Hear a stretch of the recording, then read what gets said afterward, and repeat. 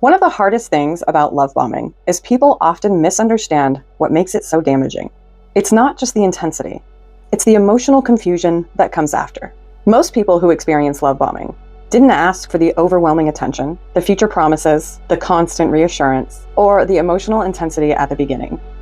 A lot of time, someone enters their life already performing connection. They come in fast, strong, certain, emotionally expressive beyond what the relationship has actually earned. And for people who naturally live authentically, that kind of energy can feel believable. Because authentic people usually mean what they say. And that's the disconnect. People who are emotionally genuine tend to assume that other people are operating at the same emotional capacity.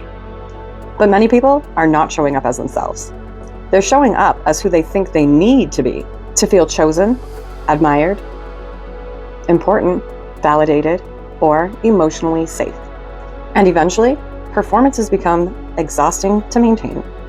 That's why the energy changes. The same person who once came in overflowing with effort, certainty, affection, and emotional availability slowly begins to pull away from the very dynamic they created.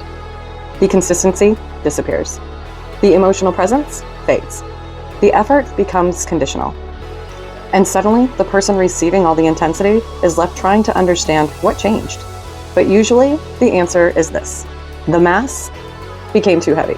Because when someone builds connection through performance instead of authenticity, eventually they burn out from sustaining a personality that was never real in the first place.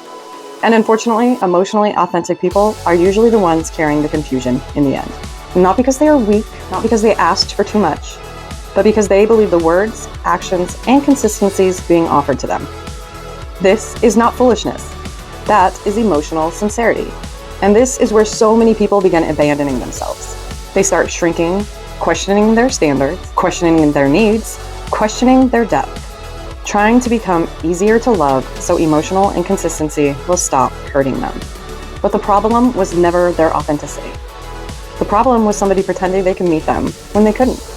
There's a massive difference between somebody being emotionally unavailable and someone pretending not to be. One is honesty, and the other creates emotional damage. And I think a lot of people are exhausted from living in a world where performance is rewarded over authenticity. People know how to mimic depth. They know how to say the right things. They know how to create intensity. But very few people know how to sustain emotional honesty. Once real life begins requiring consistency, accountability, vulnerability, patience, and truth. Real connection is not built through intensity.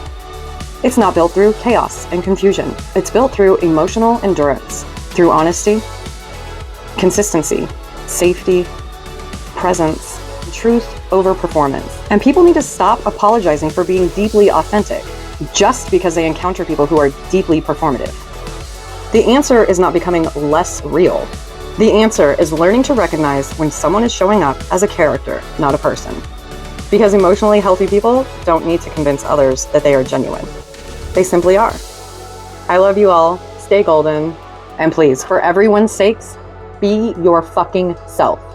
This is the Introverted Coach guiding you home, and I'll see you in the next one.